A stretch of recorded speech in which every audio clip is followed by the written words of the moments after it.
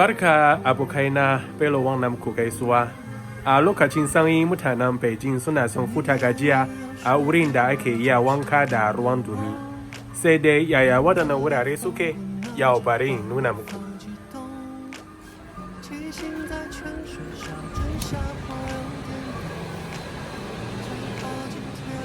Gaskiya wannan wuri ne ake iya canza tufafi.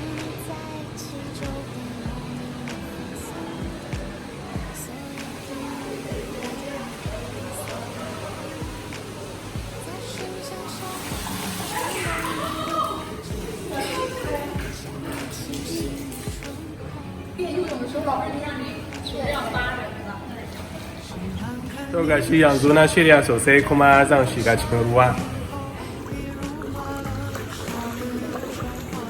Akwai zafi sosai.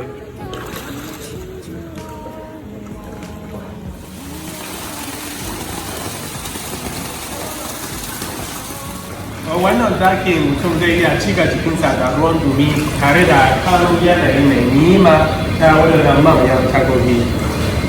Haka kuma akwai wasu na'urori na fesa ruwa suna yi wa jikin mutum tausa. A wannan bangare akwai wasu ƙananan wuraren wanka.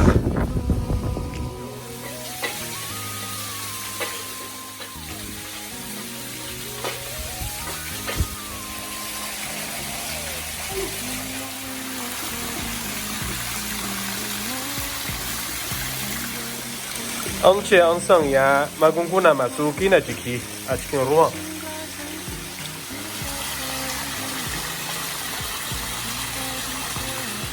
Zama a cikin ruwan ya bani damar huta gajiya sosai tare da samun natsuwa a zuci.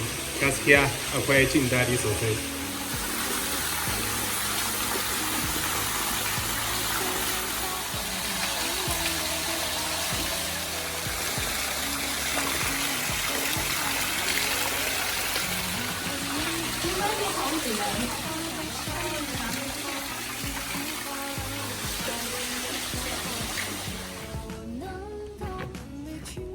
Ana samun waɗannan wurare ne a wajen birnin Beijing saboda kyan muhalli shi ma zai taimakawa wajen nishadantar da mutane.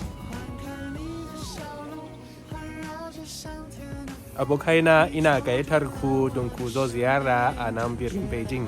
Sannan idan kun zo kar ku manta da zuwa wannan wuri da ake wanka da ruwan dumi domin huta gajiya tare da samun jin daɗi. Allah ya kawo ku.